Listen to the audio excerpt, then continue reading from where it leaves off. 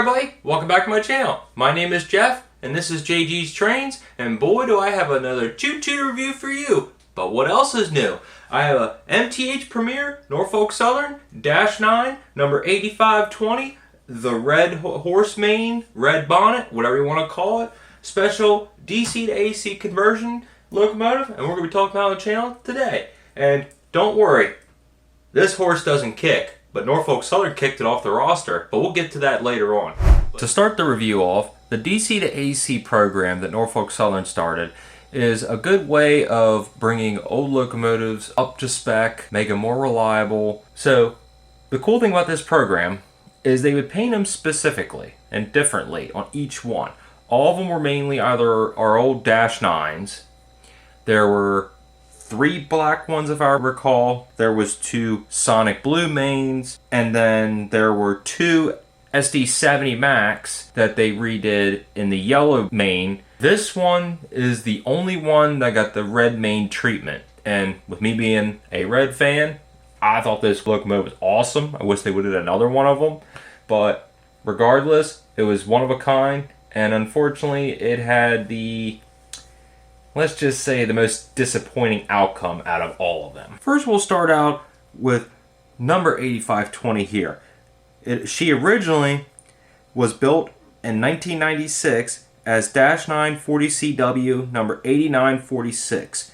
And not 100% sure about the date and time frame, but I know it was around 2018 when Norfolk Southern started doing these special painted bonnet units. She got the treatment to be converted from DC current to AC tractive current. And her new name is an AC44 C6CF. And we'll get to what makes that special compared to other ones, because this was kind of an oddball kind of specialty locomotive that they were working on. But unfortunately, as I stated before, that it didn't last on NS's roster for long. The problem was, I don't know if the two partners, Norfolk Southern and this CAF company, if they didn't gel properly or whatever, but this locomotive was terrible with flaws. It had wheel slip like crazy. It had any issue you could think a modern locomotive of having, this locomotive had, and it was just terrible and it did not work. Norfolk Southern put extensive testing and everything, and she was never put in revenue service. She just kept having issues after issues. They couldn't solve it. She sat for a long time. I remember when I went up to a Horseshoe Curve back in like 2019, 2018, around that. I saw it sitting out of the Juniata shops up there. So it was really cool to be able to see it in person from a distance, but it never got to show the glory that it should have had. And she sat for a while, but thankfully she has new owners now. They are known as Knoxville Locomotive Works, and apparently from what I've heard, they put her in revenue service and they've solved the issues and everything, and the paint scheme stayed the same. The only difference is obviously NS on the side with the horse, that's gone, and the front and rear horse logos are gone too. Other than that, it retained the paint scheme, so that's a cool thing at least.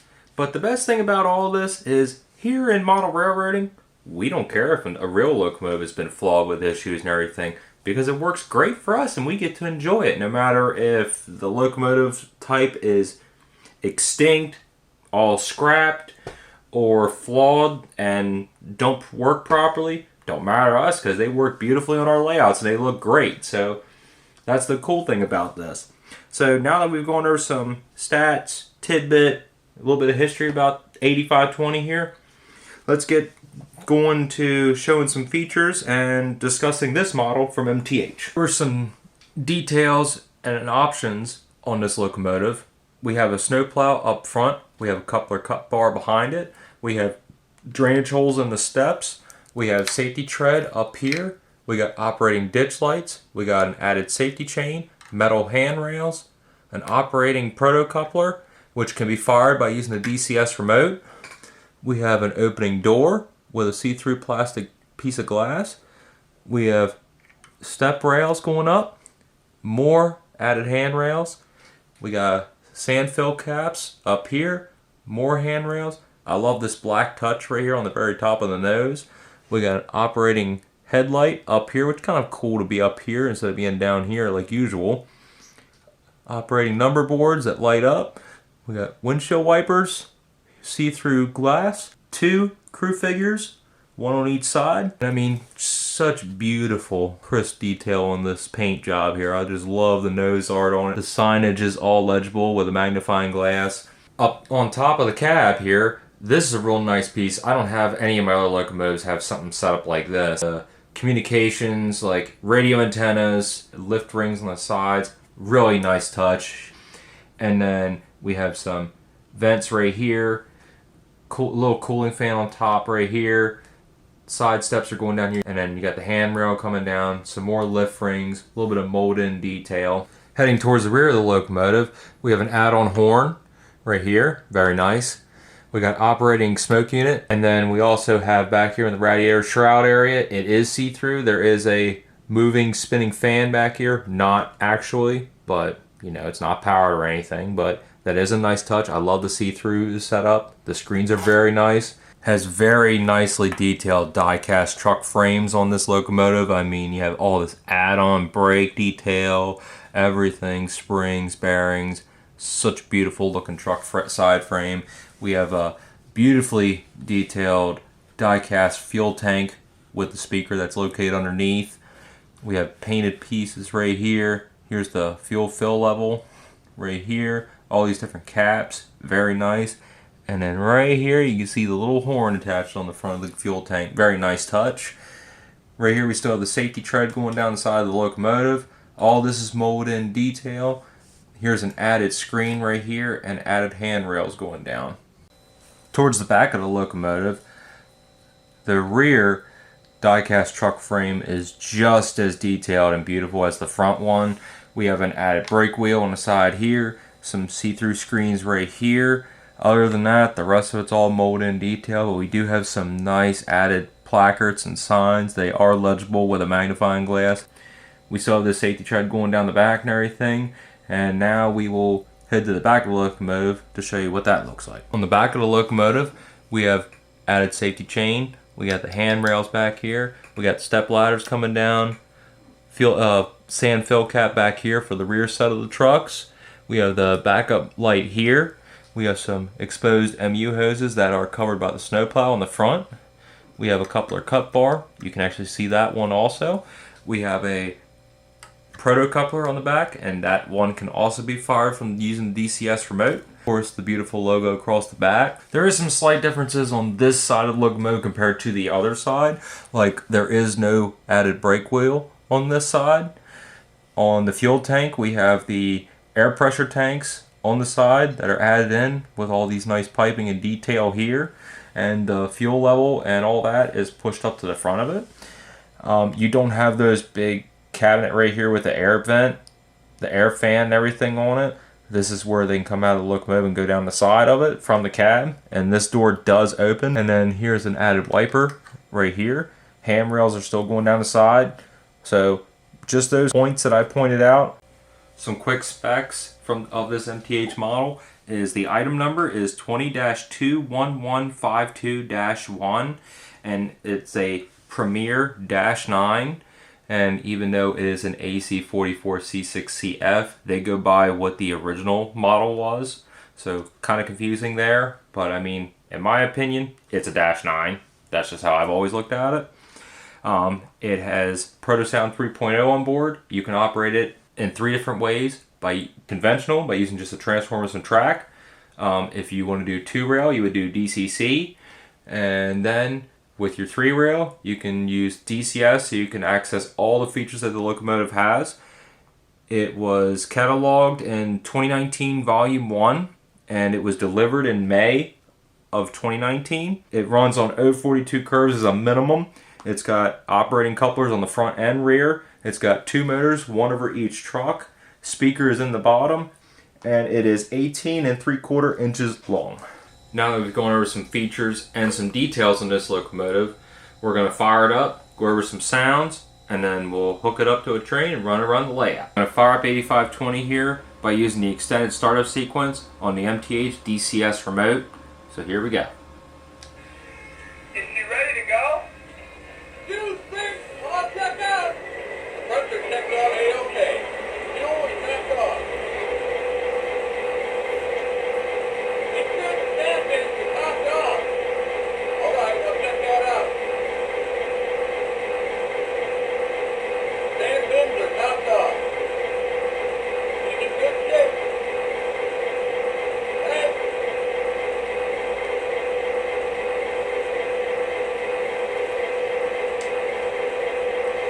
Alright, we'll go over the bell.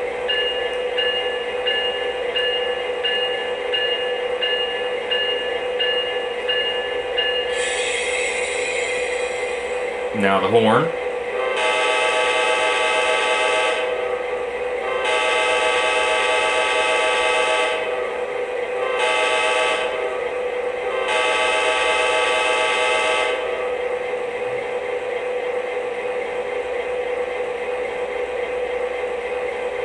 We'll go over some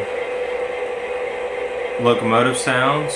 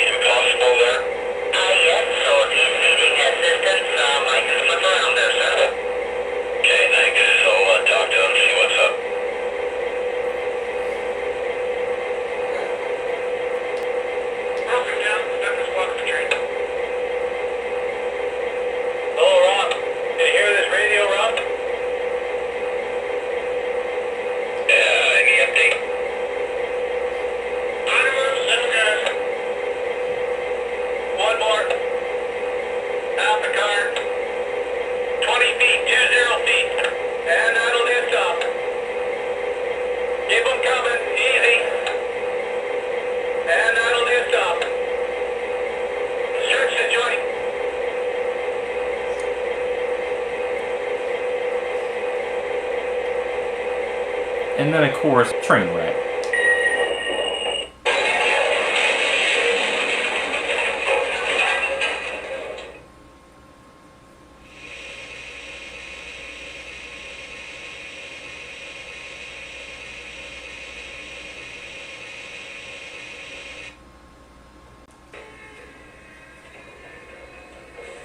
Firing her back up again after the train wreck sequence.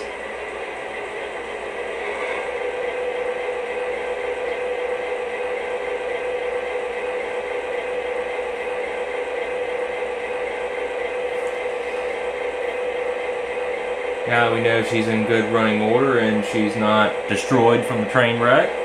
We're going to back her up and hook her up to some cars and we'll take her around the layout. First I got to fire the rear coupler on the DCS remote to open it up. Put her in reverse and let's hook her up.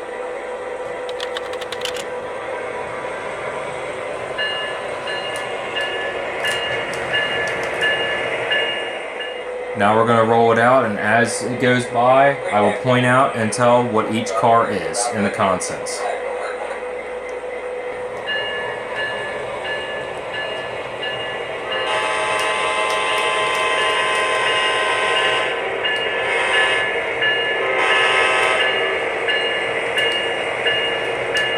Up first is a Burlington PS2 hopper from MTH. Next is a Pennsylvania tank car from MTH. Next is a Burlington Northern 3-bay cylindrical hopper, also from MTH. Next is a 100-ton hopper Rock Island hopper from MTH. Next is a Southern Pacific tank car from MTH. And guess what? A Norfolk Southern 40-foot flat car with trailer from MTH as well.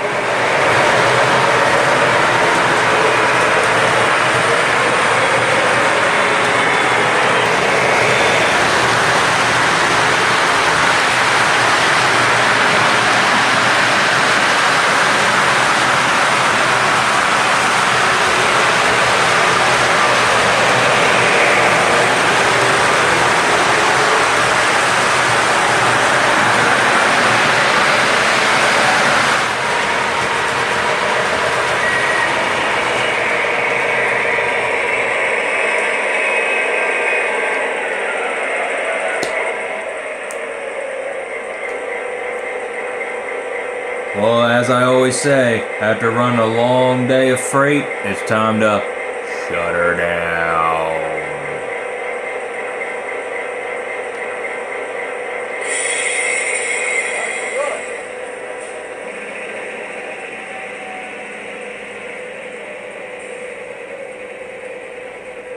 Great, thanks.